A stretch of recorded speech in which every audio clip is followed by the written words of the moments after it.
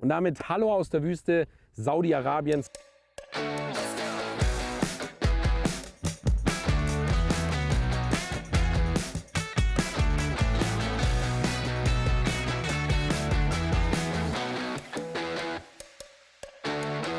Heute geht es um den ultimativen WCS-Extremtest, besser gesagt, ob WCS wüstentauglich ist. Und ich bin tatsächlich nicht alleine. Ich bin gemeinsam hier mit meinem Kameramann, mit meinem Kumpel, dem Sebastian.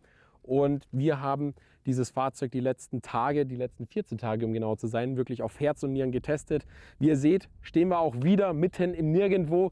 Hier wunderschöne Dünen, wunderbarer Sand und Fels ist hier vertreten und wir haben das Auto wirklich ans Limit gebracht. Wir haben einen Fahrwerkstest gemacht, wir haben einen Hubstützentest gemacht, wir haben natürlich auch einen WCS-Test gemacht und heute möchten wir euch einmal zeigen oder ja, verraten, ob WCS wirklich wüstentauglich ist und wie sinnvoll die ganzen Komponenten sind. Vielleicht kannst du mal so deine ersten Eindrücke ja, den Leuten mal kurz rüberbringen, weil ich kann ja viel erzählen, wenn der Tag lang ist. Ja, das stimmt. Du redest gern.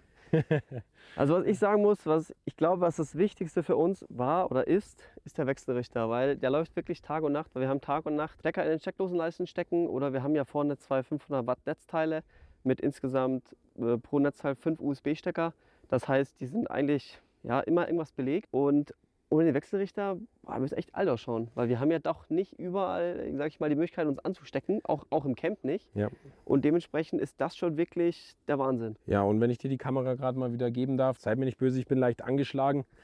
Wir haben es ja auch hier richtig warm. Ja, also das darfst du ja nicht vergessen. Wir haben hier mal schnell 40 Grad innen drin, mal mit Sicherheit 50 Grad und dann funktioniert der Wechselrichter aber immer noch ohne Probleme.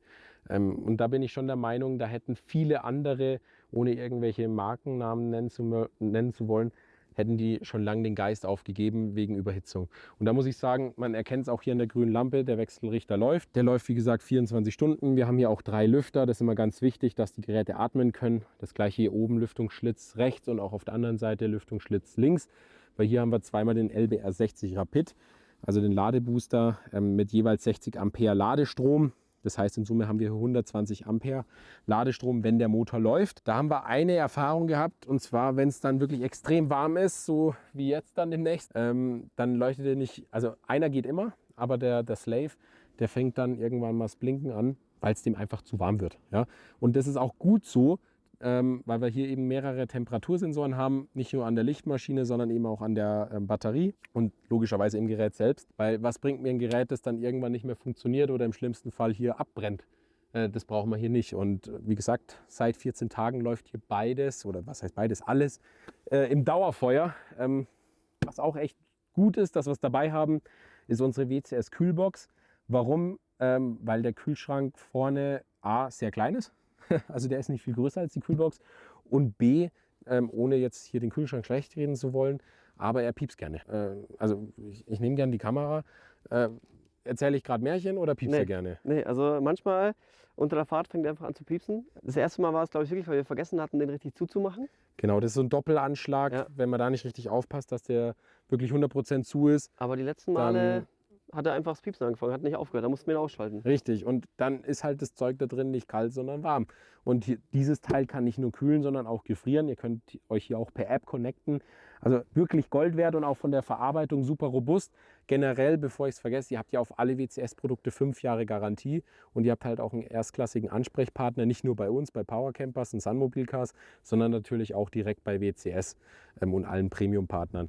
Genau. Was nicht fehlen darf, sonst würde auch nichts gehen, sind hier unsere Akkus. Wir haben hier 2x270 Ampere-Stunden Lithium-Batterien.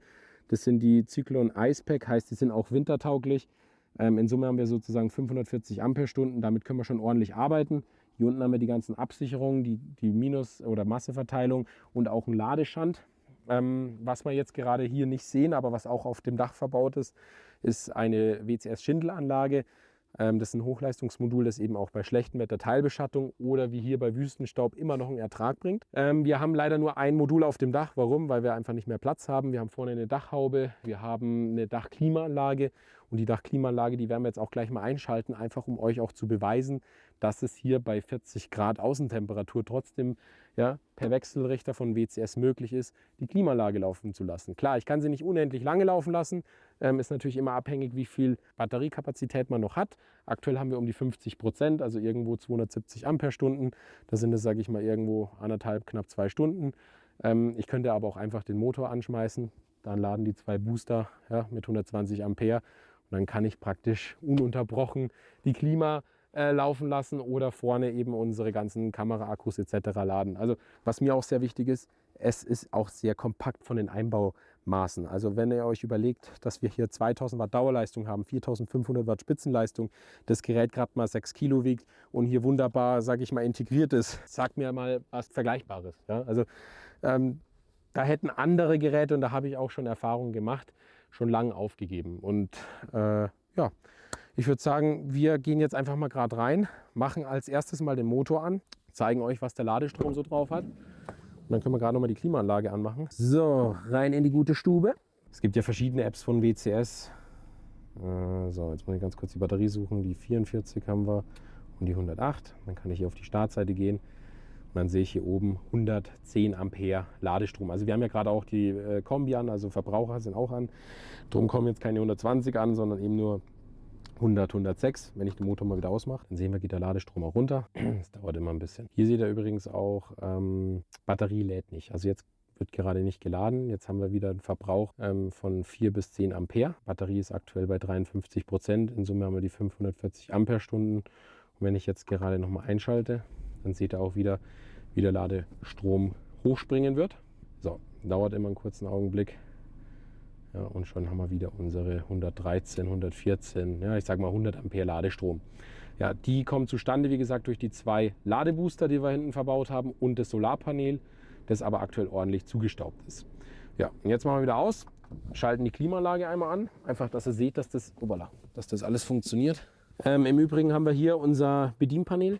Ja, einmal das von dem Wechselrichter, der ist jetzt eingeschaltet, erkenne ich an der grünen Lampe. Wenn das Ladegerät laden würde, würde das hier blau leuchten. Bei einem Fehler, den wir eigentlich nie haben, würde es rot leuchten. Und wie gesagt, das Coole ist bei dem Wechselrichter, es ist nicht nur ein Wechselrichter, der 12 in 230 Volt umwandelt, sondern eben auch ein Ladegerät hat. Ja, er hat eine Netzvorrangschaltung und eine Landstrombegrenzung.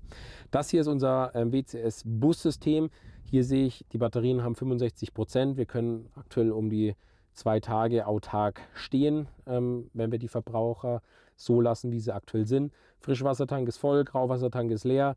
Die anderen Sensoren haben wir jetzt noch nicht angeschlossen, aber man könnte theoretisch ja auch noch den Dieseltank integrieren. Und gut, dann würde ich sagen, machen wir hier einmal die Klimaanlage an. Man hört auch, der Kompressor springt an. Das hier ist im Übrigen auch die neue Dometic FJX 2200, also eine Inverter-Klimaanlage. Der Vorteil hier ist, die kann nicht nur kühlen, sondern auch heizen, was auch abends echt manchmal hilfreich ist, weil es hier auch sehr frisch wird, sehr kalt wird nach. Und wenn wir gerade mal schauen, die Batteriespannung ist jetzt bei 13 Volt, zeigt er mir hier an. Ich kann jetzt hier aber auch durchschalten und wir brauchen gerade so gut wie keinen Strom. Ja? Also 0,5 kW, also der Wechselrichter, der lacht da drüber. Und ihr seht, es funktioniert. Ich könnte jetzt hier auch nochmal alles Mögliche an Akkus laden. Unterm Strich, nochmal, wir haben hier nie 230 Volt oder so gut wie nie. Wir laden alles unabhängig von jedem und es funktioniert tadellos.